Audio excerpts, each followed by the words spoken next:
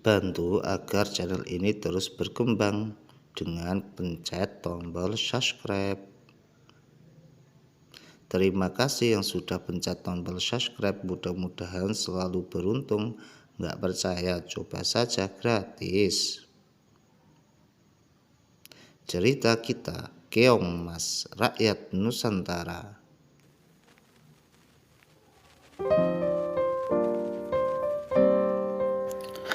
Pada zaman dahulu kala, hiduplah seorang raja yang bernama Kertamarta, seorang raja yang bijaksana dan juga adil kepada rakyatnya.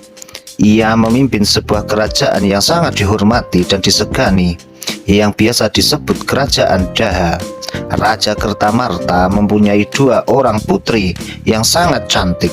Mereka diberi nama Putri Dewi Galuh dan Putri Dewi Candrakirana. Mereka hidup dengan bahagia dan saling berbagi satu sama lain. Pada suatu hari, datanglah seorang pangeran tampan dari kerajaan Kahuripan. Pangeran tersebut bernama Raden Inu Kertapati.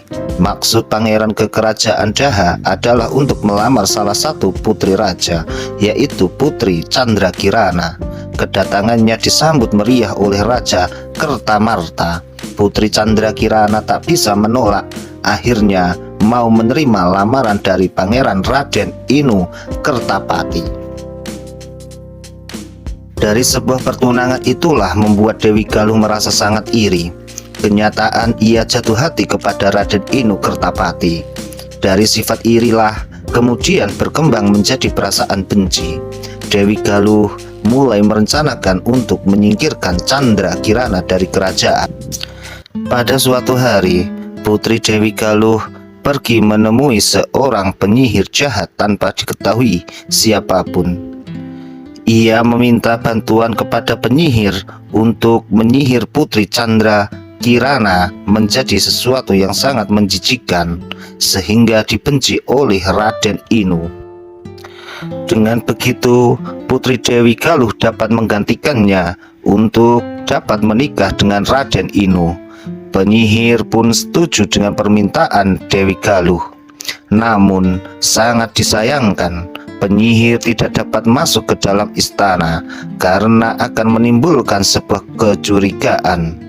Akhirnya Putri Dewi Galuh mempunyai siasat untuk memfitnah Putri Candrakirana sehingga ia dapat diusir dari kerajaan. Putri Candrakirana meninggalkan kerajaan dengan perasaan sedih karena ulah Putri Dewi Galuh. Di pertengahan jalan ia dihadang oleh penyihir jahat dan langsung menyihir Putri Candrakirana menjadi keong mas.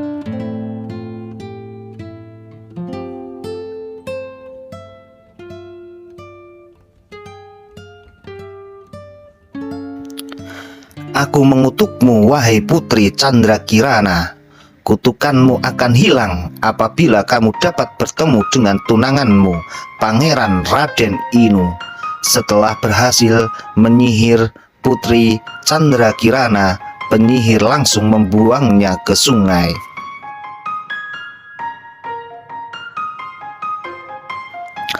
Suatu ketika, seorang nenek sedang mencari ikan dengan menggunakan jala. Tak sengaja, keong mas ikut tersangkut oleh jala tersebut. Melihat betapa indahnya keong mas yang ia dapatkan, si nenek langsung membawanya pulang dan disimpannya keong mas di tempatnya. Nenek tersebut memelihara keong mas dengan baik dan memberikan makan agar tidak mati. Keesokan harinya, sang nenek seperti biasa dengan jalannya menuju sungai untuk menangkap ikan. Akan tetapi ikan-ikan pada hari ini tak seperti biasanya. Satu ikan pun tak dapat. Akhirnya sang nenek memutuskan kembali pulang ke rumahnya. Sesampainya di rumah, sang nenek terkejut melihat makanan yang sudah siap saji dan siap untuk dimakan. Sang nenek berkata, "Wah, siapa yang sudah memasak dan menyiapkan makanan mewah ini?" Sambil kebingungan dan keheranan. Setiap hari kejadian serupa terus terjadi. Karena merasa penasaran, sang nenek memutuskan untuk pura-pura pergi ke laut. Sebenarnya Ia ingin tahu dan mengintip siapa yang sudah membuatkan makanan setiap harinya. Sang nenek sangat terkejut melihat keong emas yang ia simpan di tempatnya berubah menjadi seorang gadis yang cantik jelita. Gadis cantik tersebut langsung menyiapkan makanan di atas meja. Karena rasa penasarannya, sang nenek langsung menghampiri gadis cantik tersebut.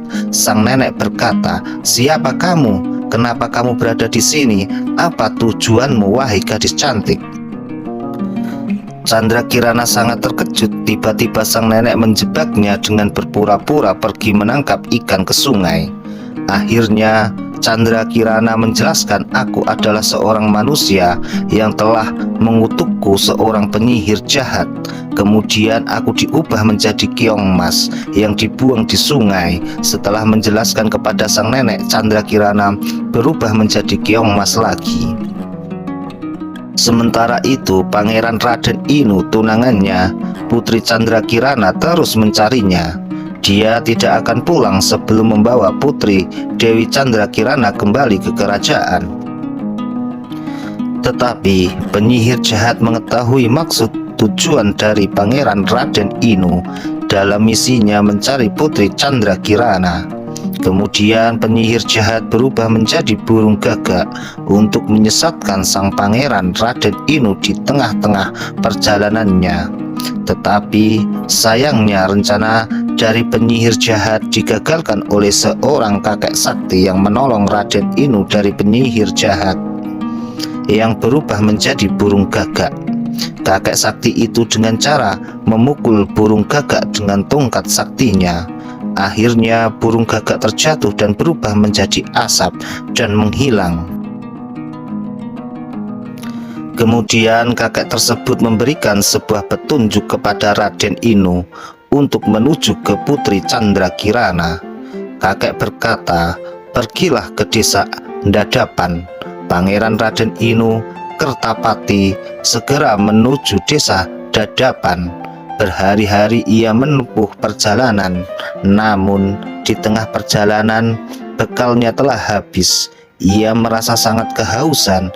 Ia pun melihat sebuah rumah dan segera menuju ke rumah tersebut. Ia berniat untuk meminta segelas air, tetapi Raden Inu melihat seorang gadis cantik yang mirip dengan Putri Candrakirana yang selama ini dicari-cari. Ia pun memberanikan diri menemui dan bertanya langsung kepada gadis cantik yang sedang memasak. Alangkah terkejutnya, ternyata dia adalah Putri Candrakirana yang selama ini pangeran cari-cari. Alangkah terkejutnya mereka berdua bisa bertemu kembali. Akhirnya Pangeran Raden Inu dapat menemukan Putri Candrakirana. Ia merasa sangat senang. Begitu pula dengan Putri Candrakirana yang berhasil menghilangkan kutukannya apabila bertemu dengan tunangannya. Putri Candrakirana menjadi gadis cantik jelita. Raden Inu Kertapati segera membawa Putri Candrakirana ke kerajaan Daha. Ia pun mengajak sang nenek yang sudah menolong dirinya, Putri Candrakirana. Sesampainya di istana, Putri Dewi Candrakirana menceritakan semua apa yang terjadi selama ia pergi dari istana dan juga menceritakan perbuatan dari Putri Dewi Galuh yang iri terhadapnya. Putri Dewi Galuh mendapat hukuman dari sang raja karena merasa takut Putri Dewi Galuh pergi dari istana. Akhirnya Pangeran Raden Inu dan Putri Candrakirana melangsungkan pernikahan dengan bahagia. Sekian dan terima kasih. Hikmah dari cerita keong emas: janganlah iri terhadap nikmat seseorang. Sepandai-pandainya kita menyembunyikan kebusukan, suatu saat nanti pasti akan tercium baunya. Jika sudah menjadi takdir kita, kemanapun engkau pergi pasti akan bertemu kembali.